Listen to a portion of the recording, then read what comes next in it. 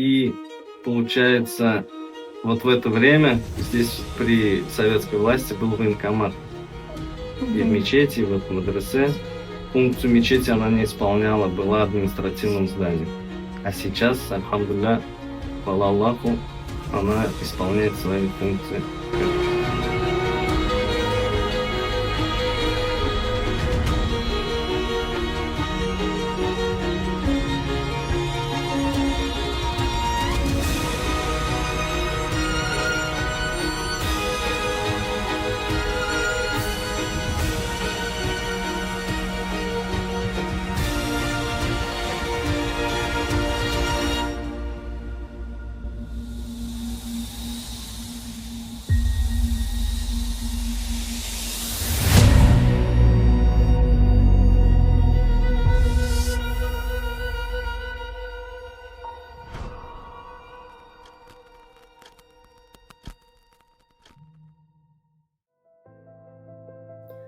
This is the Russian Federation, the largest nation on Earth, spanning 2 continents where Europe's forest meets Asia's horizons.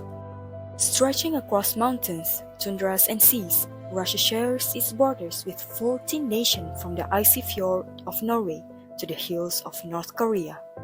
It is a land defined by vast forests, endless plains and rivers that have carried the flow of civilization for more than 1,000 years. Before the age of the Tsar and the Orthodox Church, the Volga River had already become a cradle of civilization, the first chapters of Russian history. In the 9th century, the Volga-Bulgaria region was already alive with trade and culture. The Turkic, Finno-Ugric, and Slavic peoples met along the Volga River. The early Bulgars practiced Tengrism, worshipping nature, ancestors, and spirits of the sky. In the 992 CE, Almaz Khan, ruler of Volga Bulgaria, welcomed emissaries from the Abbasid Caliphate led by Ahmad ibn Fadlan.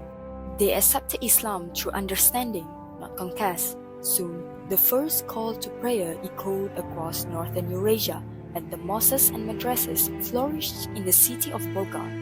But in the 13th to 14th century, the Mongols from the east invaded Volga Bulgaria. The land fell under the rule of the Golden Horde.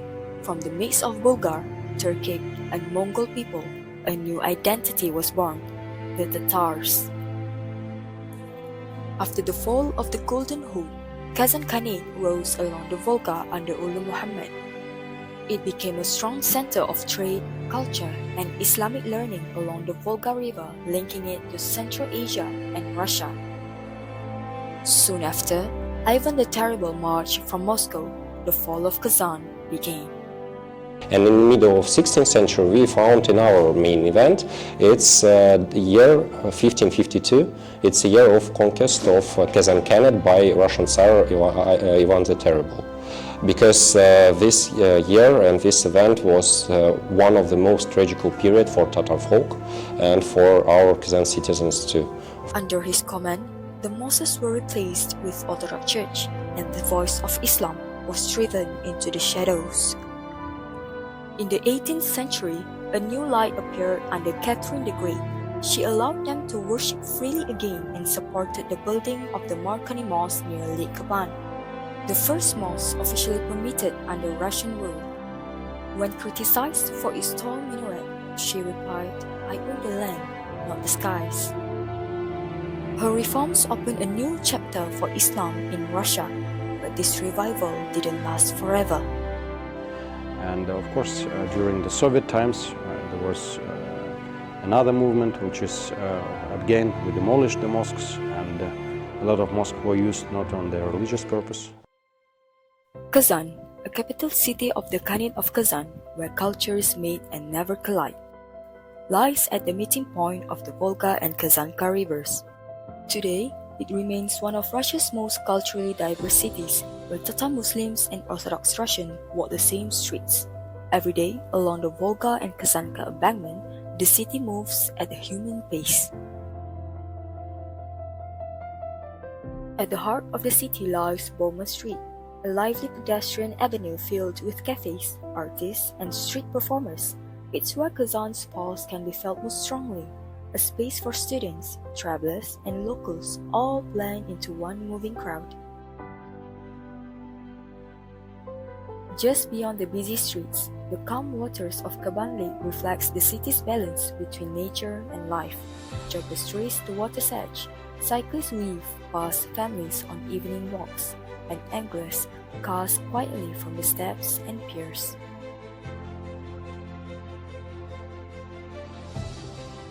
Within the Tatar village, craftsmanship remains at the heart of cultural memory. The smooth cut of leatherwork, the Persian rhythm of textile weaving, and delicate precision of embroidery and lace.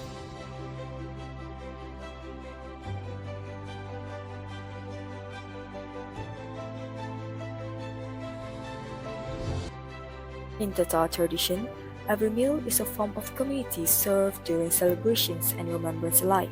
The aroma of ishpushma, warm and familiar, connecting hearts across generations. As the day softens into evening, footsteps lead once more towards the Zakabannaya Mosque, a place where Kazan's story continues. The story of the Zakabannaya Mosque begins in the early 20th century, designed by Alexander Efimovich Peshnikov. Its name is derived from the Russian words meaning beyond Kaban, where it refers to its location across Lake Kaban in a time of awakening and remembrance for the Tatar people. By the early 1900s, Kazan stood at the crossroads of change. In the final years of Imperial Russia, that dream took the form of a plan to build the Zakabannaya Mosque. Planned between 1914 and 1916, the mosque was meant to commemorate the Islam's arrival in Volga, Bulgaria, a tribute to Almis Khan's embrace of the faith centuries before. Ее реализовали как раз к тысячелетию принятия ислама Волжской Булгарии. То есть 1000 лет назад, 1900, получается, 24 году, было 1000 лет, когда Волжская Булгария приняла ислам. But history took a different turn. The Russian Revolution swept across the empire, stopping the construction as the Tsar's rule collapsed and chaos filled the land. Through civil war and political upheaval, the Tatar community never gave up on their vision. It was very important step in the history of Tatar folk because during, I think, 2 centuries, more than 2 centuries, Tatar folk couldn't create their own religious building, their mosques. All of mosques from the Kazan Khanate period were destroyed by the Russian government. At last, between 1924 and 1926, they completed the Zakabannaya Mosque even under Soviet rule, when religion was forbidden in Tatarstan during the Soviet era. Under Stalin's rule, public worship almost disappeared. Yet, the mosque remained standing through years of neglect, its wall remembering the prayers once spoken, while the call to prayer lived on quietly in people's hearts. Then, in the late 1980s, Mikhail Gorbachev reforms, perestroika and glasnost reopened long-closed doors. Mosques were restored, voices returned, and faith began to breathe again. By 1999, the Zakabannaya Mosque was officially reopened to worshippers and act as a symbol of rebirth after 70 years of silence. After the fall of the Soviet Union, Tatarstan regained its autonomy and Kazan entered a new era of revival.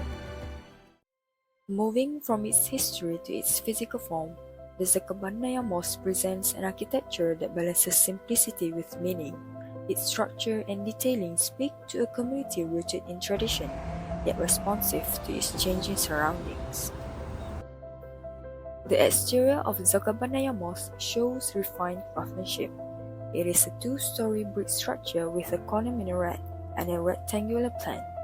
The mosque is built mainly of red brick, and white plastered detailing outlines each of the edge, arch, and opening, adding rhythm and lightness to the facade. An octagonal minaret rises gracefully at one corner with a crescent on top. As seen in other mosques in Kazan, such as Bunevskaya Mosque and Apanevskaya Mosque. The crescent's two pointed horns are traditionally understood as guiding the direction towards Mecca. At its base are decorative brick panels and a small circular balcony that highlights its craftsmanship. The three-tiered minaret is said to represent the pre-Islamic past, the Islamic Golden Age, and the modern Tatar identity. The arched windows are framed by ornamental brickwork, blending Islamic geometric patterns with local Tatar motifs. Unlike Sultanovskaya Mosque that feature rounded arches, the Zakabannaya Mosque is distinct for its three-pointed arched windows, giving the facade a sharper and more vertical expression. Step cornices, plaster moldings, and pilasters add balance to the wall, while Moorish-style decoration above the entrances give depth and elegance to the simple red brick design. The interior of the mosque follows a simple and functional layout. The entrance leads to a small vestibule that acts as transition space before entering the prayer hall. The main prayer hall is a large rectangular space filled with natural light from tall arched windows. The mihrab marks the direction of Qibla and becomes the main visual focus of the room. On the upper floor, an open hall connects to the spiral staircase of the minaret and leads to two imams' rooms and the classrooms for Quranic lessons and community learning. Most of the walls and ceiling on the upper floor are made of timber. The Zakabannaya Mosque features a multi-level layout: ground floor, mezzanine floor, and first floor. Timber beams were used together with load-bearing brick walls and interior columns. These central columns reduce the need for long spans, helping distribute weight more efficiently across the prayer hall. Functionally, this floor system helped organize the mosque vertically. Load-bearing walls beneath the mezzanine distributed the structural weight effectively, preventing deformation of the timber beams and ensuring long-term safety. The wall system of the Zakabannaya Mosque forms its structural backbone, built entirely from thick red brick. These load-bearing walls supports the roof, the mezzanine, and the first floor. Their heavy thermal mass also protects the interior from Kazan's harsh winters. This use of red brick reflects the national romantic style of early 20th century Kazan, moving away from early white stone traditions and expressing a distinctly local identity. The Zakabannaya Mosque features a low-pitched main roof over the central prayer hall. A small dome may mark the Qibla direction, combining symbolism with functionality. The minaret's top platform is supported by strong brickwork to withstand vertical and wind loads. The roof is covered with durable sheet metal, protecting the structure from heavy snow. Самый распространенный цвет кровельного покрытия, кровлю, это был зеленый, такой насыщенно зелено-болотный цвет, ну не знаю, как это сказать, ну пусть будет зеленый, да, легче. Зеленый и коричневый, это сурик, такая краска сурик. И, как правило, использовался либо зеленый, либо сурик коричневый. The roof not only ensures durability, but also harmonizes with the Zakabannaya Mosque's architectural and cultural character. Within the Zakabannaya Mosque, wooden carvings showcase a century-old tradition of Islamic artistry, blending craftsmanship, spirituality, and cultural identity. Модерн, она на тот период она была такая стильная, современная, выполненная в стилистике того времени. На тот период это было модно, а модно было стиль эклектика с использованием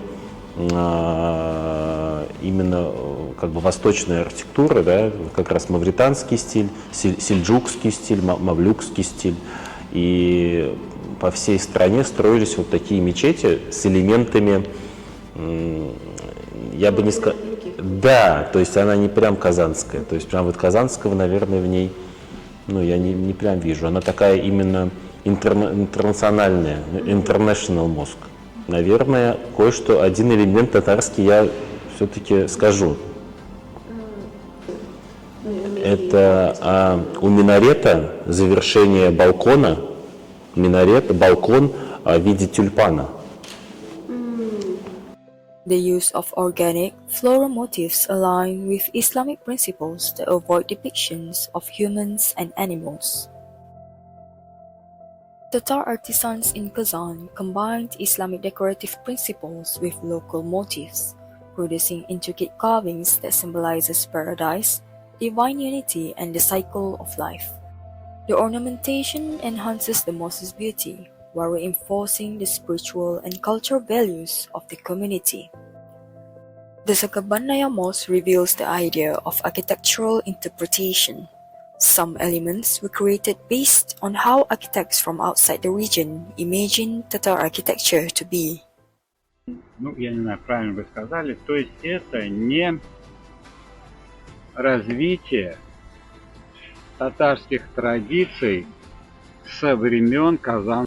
Давайте не будем так много говорить.